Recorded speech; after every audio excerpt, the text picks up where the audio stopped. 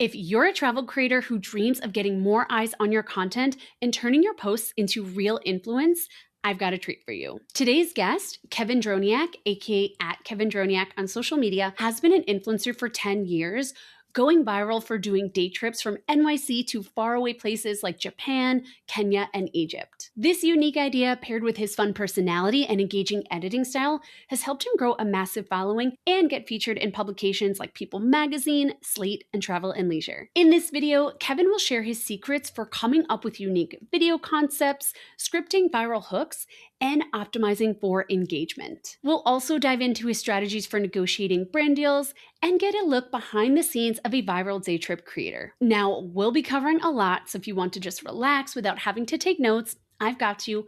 I've created a free travel influencer strategy cheat sheet based on Kevin's tips. You can grab it inside of my free travel blogger resource library, linked in the video description or via the QR code on your screen. It includes 75 plus checklist tutorials and templates, all meant to help you grow your traffic, email list, and income. Feel free to even pause this video to go grab those resources. You back? Then let's dive in. Well, thank you, Kevin, so much for taking the time to share your tips. To start, I'd love to learn more about your travel influencer journey. So you originally started as a YouTuber, not in the travel space, but creating videos with your grandma, who's also a big influencer. What sparked the shift to travel and specifically the day trip concept, as well as your switch to short form video? First off, thanks so much for having me. I love this podcast and I'm just so honored to be on it. But my shift, well, first of all, second of all, I have always just travel has been like the blueprint in my life of like what lights a fire in my bones and like gets me so excited. So I've always wanted to be a travel influencer and I kind of manifested this life for myself. And starting on long form with YouTube, I definitely got burnt out and was just needed a break from that. It's also, I started that when I was 14 years old. I'm now 28 years old. So I needed to just switch over and do something that I felt was, I don't know, evolution in a way, because doing long form on YouTube, it was a lot. And short form to me is just a lot more fun. And it is different because doing long form for like about 8 years consistently, I just, couldn't do it anymore. So I found my love for short videos. Love it. And I'm curious, with the day trip concept, like that first time you headed to the airport for that first like NYC to, I don't know what your first one was. Where'd you go? Egypt, Japan? You go to all these like huge places. What was the first one? Was to Puerto Rico in 2016. So I've been going at this. I mean, up until 2 years ago, I really started to go on day trips more often, but that was the first one. And it all came down to just finding a cheap flight. So I was looking at, it was a Frontier flight and it was $120 round trip to Puerto Rico. And it only worked out to be there in the morning and then fly out at night. So that's what started this whole journey for me, is finding out that you can find cheap deals that way, because a lot of the time looking at round trip flights, that's where they get you, is you have to book it separately. And when you do book it separately, you could find those cheap deals. And that's what sparked the whole thing. Oh my gosh, that's so interesting. So you mean like if you would have stayed 3 days, the price of the flight would have been totally different? Correct. And I think that's most of the time when you're booking. But when you do a day trip, classically, you can't book it together because it won't let you be like same day, same return. So you book it separately. And that's how I find the deals. Wow. Okay. That's like a good travel hack. I'm curious, when you did that first day trip to Puerto Rico, were you already thinking that this was going to be sort of a content series, or was it just sort of like trying it out, wasn't really sure what it would be? I did always believe that people would resonate with it. And before doing the format of day tripping, I would go somewhere like a normal person and stay for like a week and do like a 24 hours in this location. So for example, I did that in Hawaii when I lived in LA before I lived in New York. So Hawaii was a lot closer. I would go to Hawaii for like a weekend and then film it just like the day that I wake up there for 24 hours. But that didn't really gain much traction, because I think the draw to what I do now is day tripping. It's like, I'm just showing what you can do in less than 24 hours somewhere. But the appeal is like the crazy aspect of me flying in and then flying out like 2 flights in one day. So the idea had to shift where it's like, no one is really that scroll stopping. It's not that scroll stopping if I'm like already somewhere and just showing what you can do in the day, like a day in the life vlog. It's like I took the day in the life vlog to the next level and, flying in, flying out. People like to see like the extreme part of it where it's I'm taking two flights. And that's what I've realized, which it is exhausting, but that's why people tune in. So that's what makes it exciting. How did you get the idea to shift it to that more extreme? Like, I'm actually doing this as a day trip.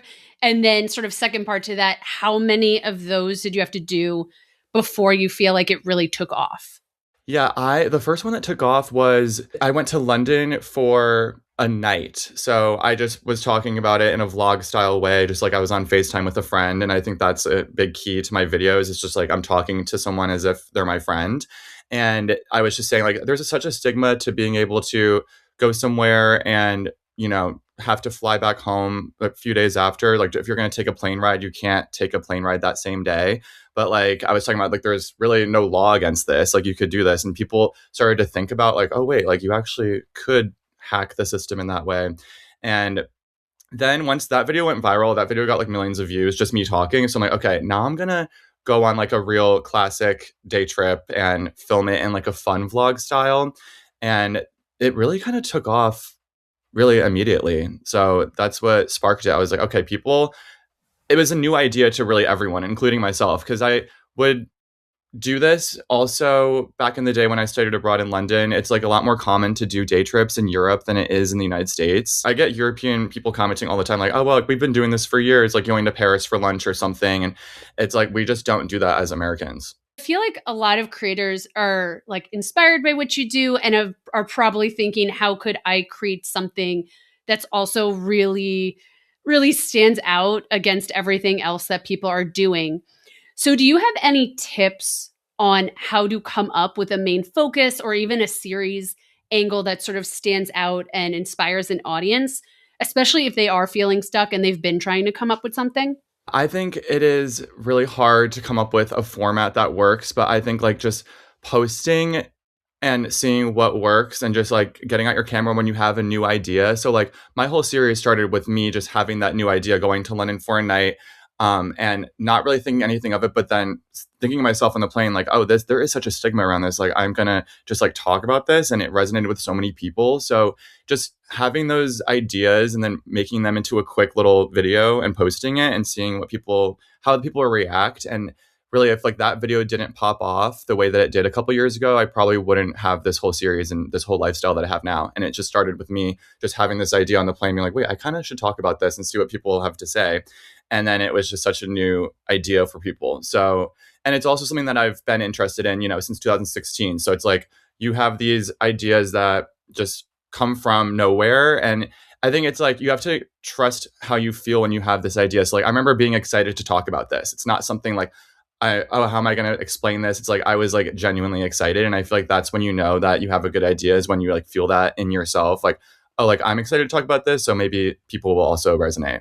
Yeah, like taking something that's already of interest and maybe trying to find a different angle, or you said like something that maybe there's a stigma around, or maybe, I don't know, confusion, or I feel like there's so many things that people talk about in similar ways. And I always think of it as like, try to find the alternative story, which can be hard sometimes because you go to a place and it's like, okay, I went to Paris, I should see the Eiffel Tower, but it's like, how else can we explore these destinations or these niches or these topics? Right, because it is so saturated. Like, most of your travel influencers you watch have been to the Eiffel Tower. Like, how are you going to make it different than just filming a video in front of the Eiffel Tower? Like, I go to the Eiffel Tower for the day and come back home. Like, that's my format and why people tune in for me. It's like, how could people tune in for your content that is different? Because there are so many videos of people in front of the Eiffel Tower now. You have to think outside the box and do it a little bit differently. Yeah, and I feel like there was a time when recreating the shot or the thing that everyone was doing kind of did get you traction, but I feel like it's really changed nowadays. Yeah, 100%. And I think, showing your personality and not being afraid to film in public is another big thing. Talking in front of the camera, in front of people. I mean, you just have to get over that fear too. Like, I'm always filming in public now, and I'm just like, you know what? That's a big thing I give as advice. It's like, you have to just pretend like you have a lot of people watching already. And if you're confident about it, people will just assume that you're having a big fan base where it's, I think, awkward for people to like start filming and having that confidence when you don't have the fan base or, audience that is tuning in. It's like, that's the way to build it. And you fake it until you make it. Going back to the day trips, you and I have talked about this a bunch. I'm always like, how do you like get up for these red eyes and then have the energy to be on camera? Do you have like a go-to shot list or any systems in place to make it easier? Like when you get up, are you sort of templated? I know exactly what I'm going to shoot. I do. I'll actually show you on my phone. So on my notes app, it's so helpful. I have everything. So I just went to Turks and Caicos on Saturday for the day, and I have a shot list of the hook, different things I want to say so it flows together. Making a shot list, at least for the beginning of the video, because the beginning is the most important, where you have to hook people in, having like an idea of what you're going to say for at least the first half. And then throughout the rest, it's like not everything is like I'm saying word for word, but the hook is like so important to me. And I'm not a morning person at all. The thrill of it all gets me awake when I'm waking up like 4 a.m. for a flight. And coffee is my best friend. And honestly, I just have a lot of fun just talking to the camera anyway. So that's a big component too. Like you have to enjoy it and be excited for what you're going to say. And I think people just put too much stress on it. It should just be fun. How do you come up with the hooks? I mean, I guess you probably have an idea of like the things you're going to be doing. Because I'm just thinking like, okay, if you've never been to, let's say, Turks and Caicos or Tokyo or wherever you're going for the day trip, does your hook ever change? Like you experience something that you just totally were not expecting? Or do you usually have a pretty good idea of what's going to work? I have a pretty good idea. I like to say the word, like talking to camera, like you within the first 3 seconds. So all my videos pretty much start with, you might not believe me, or you might know that you might not know this, or just talking directly to someone, making it feel like I'm talking to the viewer. It has to do with just building that parasocial relationship with them. And I actually did my thesis in college about parasocial relationships, and like that has helped me learn that this is so important to do. Is instead of saying you guys, it's way less personal when you're watching it. When you just target like that one person, I noticed that it's helped my viewership just build, and helps me also film, because it's like I'm talking to one person out here and it's like who knows who it is, but it feels like I am just talking to, it's like I'm on FaceTime. I'd love to build on that a little bit because the hook is so important, and I know a lot of people struggle to actually come up with a good hook. Do you have any tips for generating great hook ideas, as well as any tips for scripting the rest of the video in a way that drives views and conversions? I have a list on my phone, also on my notes app, just like I'll throughout the day just be thinking about hooks. And I really do believe like if you can have the best video idea, right? And if the hook is not there, like no one's gonna watch. So I put a lot of time into my hooks. And another just easy thing I've been on those websites where it's like hook ideas. Like I'm not ashamed to say it. Like I will look up and get inspiration from like a list that someone has made about like different hooks that work. But yeah, I have noticed when I'm not talking directly to the camera, my videos don't perform as well. Like I think you kind of get stuck in whatever the platforms expect from you. So like if I do a video that is just voiceover, it's not being pushed out as much. I think people just tune in for me when talking to the camera. Actually, it's funny. I was just this morning interviewing Kristen Addis, who is another she's a blogger, also does Reels, and Reels is like really her big thing right now. And she was saying like she made a really big pivot when AI started really taking over. And it makes so much sense. Like what you're saying, talking to the camera, building relationships in a way that sometimes text on a page can't do, but also with AI and ChatGPT, a lot more people are sort of like searching that way. So there's so many changes. I do think having some type of video component in your creator strategy is so important, especially nowadays. You want to prove that you're not a robot and really build those real relationships. Right. Going back to so we were talking about hooks. You were saying you sometimes will go on like websites with lists and things. Do you ever use AI just to sort of like bounce ideas off for hooks? I will actually ask ChatGPT like which hook would be better, and sometimes they'll be helpful, or just give me more insight on like why that hook would work and why it wouldn't work. I also ask my roommate a lot. My roommate, Alex, like she is my soundboard when I'm like, oh, would this hook work? And she scrolls too, so she's like, I would definitely stop if I saw that hook. That's actually such a good point. I feel like nowadays we're also like obsessed with bouncing ideas off ChatGPT and Gemini or whatever AI you're using. We have real humans in our life who actually use social media. We could also ask them too. That's, I think, a really good tip is like ask your friend that is, also online and say like, okay, would you be hooked by this? And they'll Yeah. be honest. It's like a real person that is scrolling. So And then beyond your hook, do you have any tips for scripting the rest of the videos? I do believe it is good to have an idea of what you're going to say and not feel like you're scripted. I think that's where people could drop off if it feels like you're just reading a script. And I think that's what you have to be weary of because I have a sample script on my notes app for every video, but I'm not like stressing every word and hitting every word I'm going to say.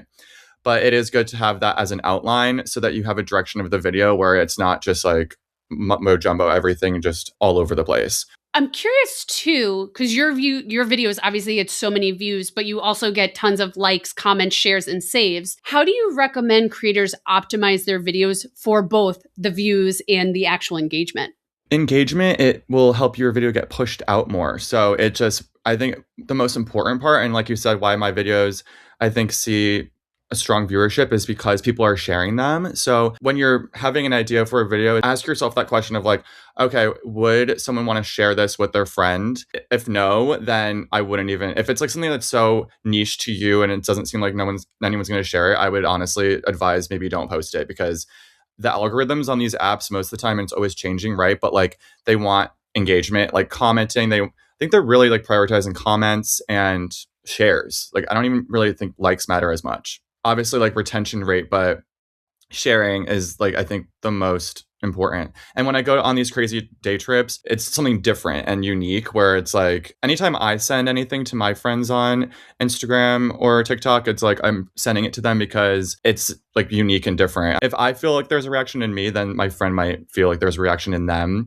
And that's what you want to invoke in your viewers is them wanting to share it. Is it more the content itself that you're thinking about, or like an actual call to action? Do you have any certain things you're telling people to do at the end of a video to increase that engagement? Or are you more thinking of content ideas that make people feel something, make them laugh, make them like surprised, that type of thing? I ask a question at every video at the end, like, would you do this day trip? And that, gets someone watching to be like, oh, like, yes or no. And like, people are very passionate about like, no, I would not do this. Like, you're insane. Or they're like, actually, like, I maybe would do this. And then, but they might send it to their friend, like, should we do this? So that's the point of like sharing. And then asking a question in a video is very smart because that gets someone to like feel the need to answer. And that's what goes back to saying, would you do this instead of would you guys do this? Because it feels way less impersonal of like, would you guys like, oh, another person in the group that is watching can comment and answer that question. It's like just the you is directed at me. Like you're asking me to answer. So I'm going to answer. I'd love to get into monetization. Of course, that's something all creators are thinking about all the time. We work so hard on our content, but for so many people, of course, it's tricky to actually make money from it. I believe the main way you monetize is working with brands and destinations, and you manage yourself and your grandma. So do you have any tips for finding and negotiating brand deals while also getting what you're worth, especially for someone who may be at the earlier stages of becoming a travel influencer, maybe like a smaller audience, but has, some engagement or creator skills? Yes, I think you have to just believe in yourself. At the end of the day, that's the most important thing, especially if you're managing yourself. And I have been managing myself for years now, and it's spawned from managing my grandma and realizing that you're able to do this and you don't need a management team.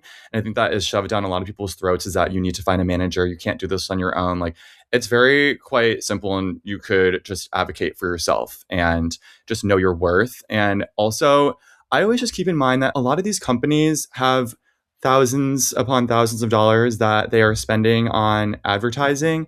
And with influencers, like they're saving a lot more money than they used to when they were making a commercial and like a set and hiring all these people. It's like we are like everything. We're like the talent, we're the editor, we're the filmer, it's all of it. So I'm always just like, shoot for the stars with your rates. And I am not ashamed to say, like, I will send out like the craziest numbers when someone reaches out to me just because I'm like, you just don't know people's budgets. And you might feel embarrassed at first saying, oh, like, I'm not going to do this for like $10,000 because you don't have like a lot of followers, but you just don't know what they're going to say back. And if I have like a whole system in place. So basically, if I get reached out to by a brand, I'll say like a crazy number that I think is appropriate, especially if it's like a name brand, household name brand that you've heard of before. They must have budget. So you send out a crazy number that you are even embarrassed to send, and back it up with why you deserve that amount. And then you might get ghosted. And a lot of the time you do get ghosted, but that's okay because on my notes app, again, I have notifications on where it's like, reach out to this brand after sending out that crazy number if they haven't replied in a few days. And then I will, keep in mind, like, okay, they ghosted me for a reason. And then you come back at them like, oh, like, I hope that number didn't scare you. I'm actually really open to working within your budget. You're going to go down on your crazy rate and they will feel more inclined to work with you because you are not just someone that's like wanting the money, but also you never know, like they could have that number that you reached out with. All right, taking a quick break from the episode to tell you how you can get paid opportunities sent straight to your inbox. Every Monday morning at 8 a.m. Eastern, I send out my VIP Opportunities for Travel Creators newsletter. Each edition is hand curated to include 5 high-value leads. From brand to UGC partnerships to press trips to paid writing assignments and beyond. For example, a recent issue featured a wildlife-focused press trip to Sweden, a call for pitches from a top travel magazine, and a high-paying affiliate program that was also looking to sponsor some Instagram reels. Now, I want you to see the value for yourself, so I'm offering one issue of your choice for free.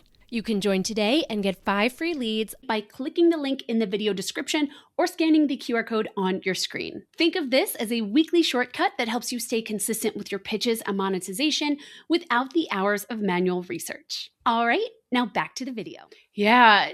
Do you ever do like packages or upsells? Like, of course, they can hire you to do a reel as an influencer, but I don't know if you do like a reel and YouTube. I think you have a YouTube channel as well.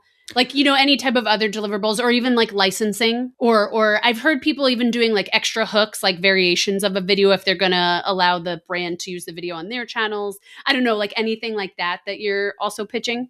If they're going to do paid advertising, that is an additional fee, which is very important. And most of the time it is just me featuring something or talking about a brand, incorporating it into my videos is what I package. So it's like, I don't typically do UGC, which a lot of other creators do, which I know is like a really great source of income. I think UGC is a great way to start out too. Like I've just been fortunate enough to be in the position where people are just reaching out to me. So I haven't had to reach out as much. Back in the day I did, but with this day trip series, it's like people really want a part of it, like brands. So they'll be reaching out. And then I am very picky with who I want to work with too, because I think in the beginning, and this is what happened to me when I was a YouTuber, is you see any sort of offer come into your email and you're like, oh my God, yes, like $1,000. And it's like, you have to really think like, is $1,000 worth, making this video that your followers are going to maybe lose your trust because you're talking about something you wouldn't normally talk about, or you're doing something that just doesn't feel natural. And like $1,000 is not worth like changing the way people see you online or, having that viewership go down because you just lost your trust. Like you have to really keep those things in mind. And that's what happened to me as a YouTuber. I would do the most random brand deals. And then people were like, honestly, you guys are annoying. Like I'm unsubscribing because we got greedy. And that's like a typical thing when you're starting out is you just get too excited over these random deals. Yeah, that's such a good point. You have to really think about the like long-term health of your business, and your audience is everything, because once you have an audience, you can also, maybe you don't have a brand deal this week or this month. So you create a video around an affiliate you love, or you launch a product or service and now you have this audience that trusts you. So now you can promote that. So like having that audience that trusts you is everything. It's beyond just that one brand deal. It's so true. And, before you're like creating this image you want to put out there for yourself, like as a travel creator, it's like you want to know your audience and like what kind of audience are you going to curate? Like who is watching you? Like why do you want these people to watch you? Like I just know the people that watch me, like we're all just like insane travelers, and we're also budget travelers. Like we're not flying first class. Like people that are following me are not, like we're sitting in the back of the plane. And I think that's what people like, because there's already so many of those creators that are sitting in the front and I'm in the back. So if I get an opportunity to sit up in first class, like a lot of the time I will be like, actually, like it's just for my image, because I'm like very careful with like what I'm putting out there. It's like, I don't even know if that makes sense for me. Like people don't like that for me. And I go into it like, okay, what do what do my followers want to see? And are they going to be annoyed at me? I really just care about what they're thinking, and I don't want them to like lose trust again. Or like, oh wow, Kevin's like sitting in the front. It's like not relatable anymore. That actually brings up another thing I wanted to ask you about, because you have such, like, you're doing this thing that's obviously very, like, scroll stopping, but then you also have this aspect of your brand that's very inspirational and helpful to an audience, where you're showing them you don't need 2 weeks vacation to go to these really cool places, and then you're showing them that you could travel on a budget and see these places. So was this like really intentional when you were coming up with your brand? I'm asking because I feel like other creators would also love to weave in, like, you want to be an influencer, but you also want to have an impact. So I'm curious if that was a goal for you, but also if you have any tips for other creators looking to add that sort of aspect into their influencer brand. Yeah, it definitely was something in my mind when I started to take this more seriously. Like in the beginning, I was like, oh, like, I love attention. You know what I mean? Like if I'm going to be honest, like as an influencer, like I like attention, and this is my outlet for that.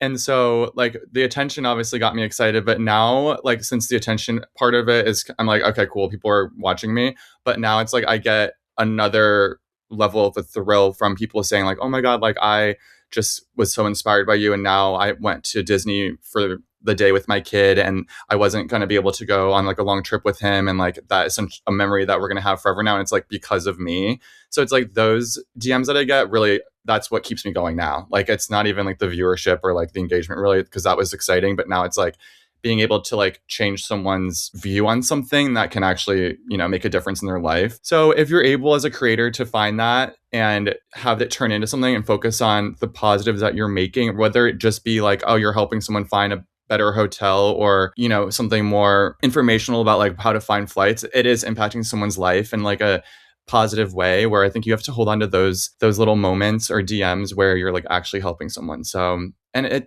people like are always like, oh, it's just like a video online. It's like, so like, it's not that deep, but like what we do as creators, it actually is helping people in certain ways that you might not even know. Yeah. And I feel like you've really been able to go beyond, like, of course, we help people solve problems, but you've really dug into a pain point, because so many people have barely any time off. And that's such a pain point of like, wow, I would love to travel. I'd love to make these memories. That would be so like enriching for my life. But my job just doesn't allow for that. And I obviously have to make money at my job. You've Right. really been able to like combine the two of finding a pain, like a real pain point that people have, and then tying it with this sort of really wild and fun idea. Oh, thanks.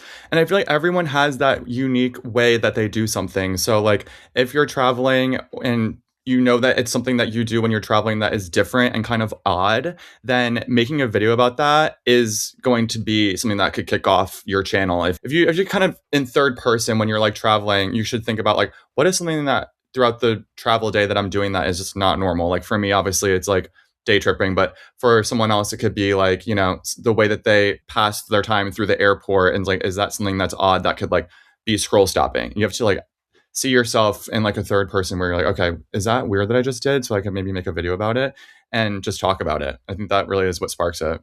I love that. I want to go back to sponsorships for a sec. Do you have a sponsor for each day trip, or are there other ways that you're able to monetize your videos if there is a trip that you don't have a sponsor for? So I would say less than half are sponsored. And another piece of advice I wanted to give, and this is such a good question, because I will go on trips, and even in my day-to-day life, like my friends and family, like they know what I do for a living now. And they're like, so you're going there and you're getting paid? And it's like, no, half the time I am using my own budget. When you get money from a brand deal, and it's like your first brand deal, like for me, you have to start using that as your budget to help build the rest of your career. Like you're not buying like random things that aren't helping build this beast that you're trying to create on Instagram or TikTok. Like I use the money that I make to put aside to like find these trips and buy these flights. So, and you don't want to only have paid trips, because people do not like when you're just posting paid trips like the whole time. You have to have it at least split down the middle. Like some things are going to be paid, some trips are just going to be you out of your pocket buying them. Do you ever weave in affiliates at all into your reels, or mainly the sponsorships when for the videos that you do them with? Yeah, mainly the sponsorships. I do have an Amazon storefront for affiliates, but typically no. But I know you're really good with affiliates, so I need to take a page from your book. I feel like with Reels, like with Instagram, it's more likely that people will see something you do and then click, click, click your other things. Travel blogging is a little different where people are reading a full guide and maybe they'll click something else related, but it's less of like they're going to now scroll through all your stuff and see like, oh my gosh, everything is sponsored. And it actually is normal to have affiliates in all of your blog posts and ads, but you don't want, an affiliate. Like it's a little bit different. It's more density. Like you don't want to have an True. affiliate every paragraph or even like every section, right? But you're going to have your hotel section with affiliate links. You're going to have your recommended tours with affiliate links. It's just like a different type of content. It's also long form, so you have like more space in that way. One thing I do on my social is I'll always have a resources list. So if you're solo travel or RV travel, like I would create like a solo travel resource list or RV packing list type of thing and just always have that in there. But yeah, it's just blog versus the reels is so different. Yeah, 100%. And you just, as someone that is just doing short form video, you just got to be careful that you're not having back-to-back videos. And I have a content calendar where it says, okay, a sponsored post is going up on this day, next day. It's like, to break it up, I always really try my hardest to have a non-sponsored post go in between the sponsored posts, because having too many back-to-back really just scare people away, and it starts to feel like very just like hashtag ad, and it's like less authentic. And yeah, like the reason why I just went to Turks and Caicos on Saturday was because, oh my God, my life is so hard. I just went to Turks and Caicos. The reason why though, is because I have a bunch of sponsored content coming up where I'm like, I don't have a day trip that I can break it up. So it's like I needed to go somewhere. So I found a cheap flight for Saturday, and I'm like, okay, now I have a few videos from that day that I could put out, because yeah, I mean, I was definitely tired too, because I just did 3 day trips last week. But I'm like, you know what? I have to muster up this energy to be able to do this, because it is so important to me to make sure it's not just back to back. And there's ways that you can do sponsorships that are so authentic to your channel, right? Like I really try to weave it in the best way. And you can kind of tell by the way you're talking to a potential sponsor, like if they're going to be requiring a lot of verbiage that maybe is not typical that you would say. And if there's not a whole lot of creative freedom there, you better make sure that the payment is worth it, because if you are going to do something that's inauthentic, like it might not be the best for your channel. And in the long run, like we were talking about, it's like, you don't want that to affect the level of trust people have on you. Now, you've been a content creator for a decade. Were there ever periods where growth felt stagnant? And then how did you stay motivated in those periods before kind of the whole day trip thing blew up for you? There have been many moments. I remember one in particular and this is when I had a manager actually, which they were great back in the day. I still believe that you don't need a manager unless you have like millions and millions of followers. Even still, I feel like you can do it on your own. And then you get like the whole fee, because you have to give like 30% usually to a manager. Ooh. Anyway, or maybe it's like 20%. I don't know, but it's a chunk. To keep that. Good yeah. chunk of change. I remember getting a phone call when I was in college, and they're like, oh yeah, so we're gonna have to drop you because you're not getting the numbers that we need anymore. And it was just such a hard phone call, because then I was like, oh wow, I'm like still posting, but the viewers were going down, and it's just like really, it's disheartening. But then you can't let that get you down, because if I gave up in that moment and then got a real job, or just was so down and believed that I wasn't worth it, then I wouldn't be living like such a fun life right now. And so you just really have to believe in yourself, and you're going to have these, it's like inevitable that you're going to have moments where like, oh my God, like no one's watching, or like, should I continue doing this? Like, am I being cringe? Like, oh my God, it's just inevitable. You're going to feel these weird things and just feel self-doubt. I think that's what you have to go into it knowing, is like, you're going to have these negative feelings sometimes, but you have to just push through. It sounds so cheesy, but it's the truth. Is there a point where people maybe should be like, okay, I've been stagnant for a good period of time, posting this content that I thought would do well that isn't, like, when should people sort of reevaluate the strategy? I think once you are putting a lot of time in your content and you're noticing, I would say over like, it depends on every person, but I want to say if you're doing something consistently for 6 months with a lot of your time and it's not building, then you have to just, look in the mirror and be like, okay, what can I do different? Yeah, one thing I like to do when I'm like really trying to start something new is I'll do a challenge. It depends what it is, but usually I'll say like a 30 to 60 day daily challenge, if it makes sense for that platform. Like some things might not make sense like to do daily. Like I probably wouldn't email my email list every single day. But you know what I mean? Like you want to have a very consistent schedule where you're doing a challenge. And at the very least, you'll at least have data. Because I think that's the tricky thing too when you're starting is you don't have enough data to know what works. You might try this video, that video, that video. And if you only tried each once, that's not really enough. So I feel like there's something with just trying to be really consistent and really pushing yourself to put out lots of different types of things and ideas and see what actually sticks for you and then sort of build from there. Yes, I definitely agree with that. You have to just put it out there and not sleep on it. Don't be nervous to post it. Just, yeah, get out those ideas. And yeah, I think it also could do with having fun. So it's like, I'm so glad that this is something that I genuinely enjoy doing, like day tripping. It's like, if something pops off that you're like, maybe not, like imagine if this popped off, I'm like, oh my God, I do not want a day trip. And it's like the wrong thing that is, you don't want to post something that you're not actually excited about because it could pop off. And then you're like stuck wanting to continue to go viral in that way. And it's like not fun for you. So that's why I feel like you have to always be authentic and like talk about things that you're actually excited to talk about and do things that you're, actually going to enjoy. Yeah. And I think too, thinking about something you enjoy and then the longevity. I know many people in their early 20s started 20 something backpacker type vlogs, or even like, you study abroad in Australia or something and you have a site all about that. But then what happens when that ends? So it's like, what are you going to enjoy? And then I think what can you see yourself doing for as long as possible? Right. Yeah. That's what has to do with, I think, niches. I don't know. What do you think about being in a niche?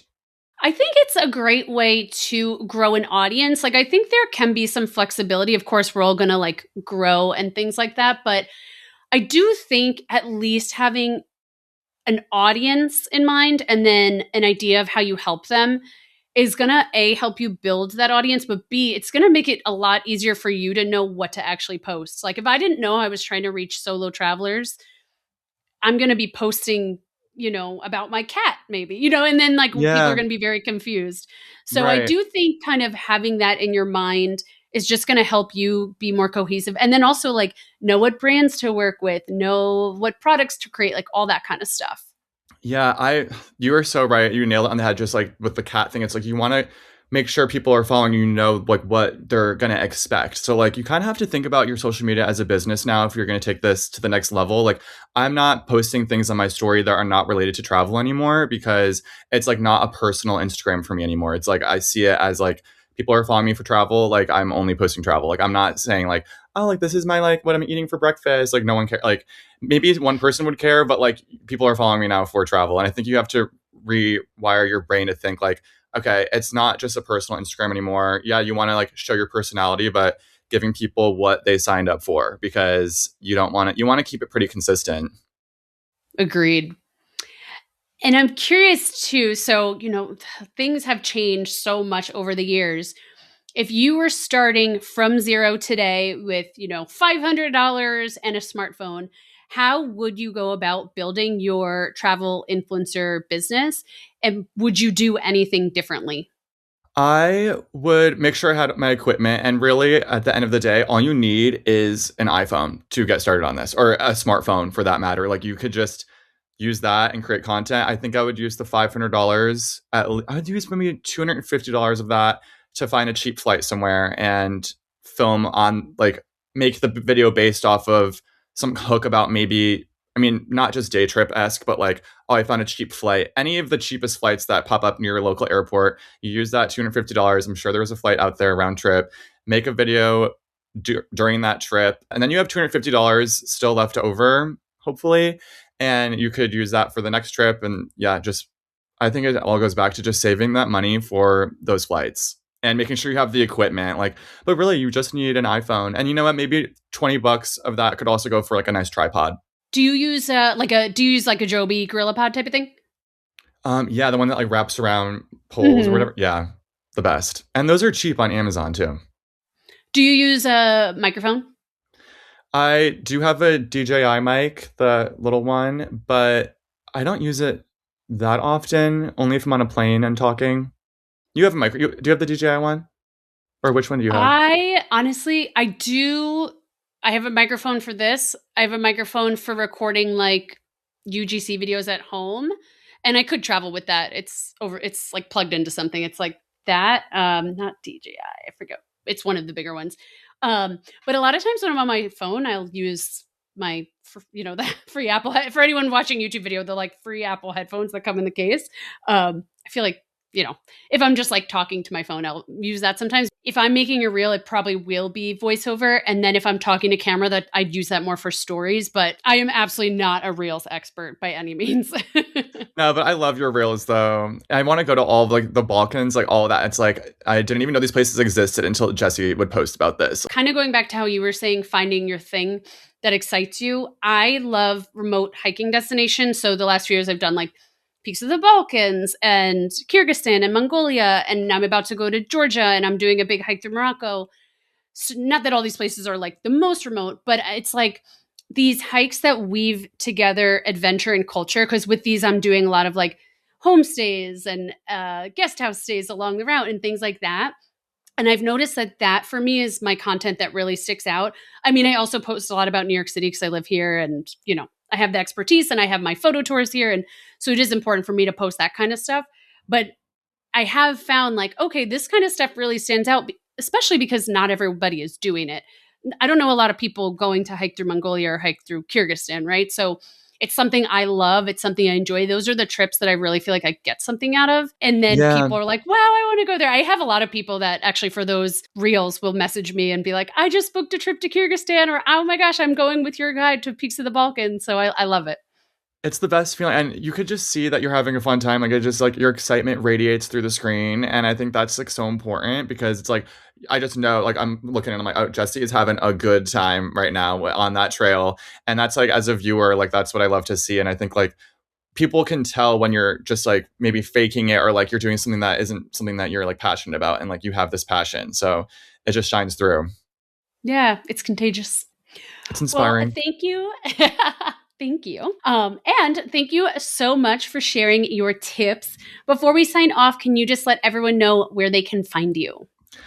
My is at Kevin Droniak. It is just my name, but last name. So Kevin and then Droniak. And I will have your handles in the show notes and the video description as well. All right, now I hope you enjoyed this video. I hope you feel inspired and empowered to turn your content into real influence that also drives your creator income. Don't forget to grab access to the free travel blogger resource library that I've linked in the video description or via the QR code on your screen. There are a ton of resources in there on growing your community and increasing your blogging profits, including a travel influencer strategy cheat sheet based on Kevin's tips. In the video description or via a new QR code on your screen, you can also sign up for my VIP Opportunities for Travel Creators newsletter and get one issue of your choice for free. Once subscribed, you'll get 5 high-value leads that can help you monetize faster and easier, sent to your inbox every Monday at 8 a.m. Eastern. And of course, make sure to subscribe so you don't miss future videos sharing these strategies for bloggers who want to turn their blogs into profitable full-time businesses. Happy blogging!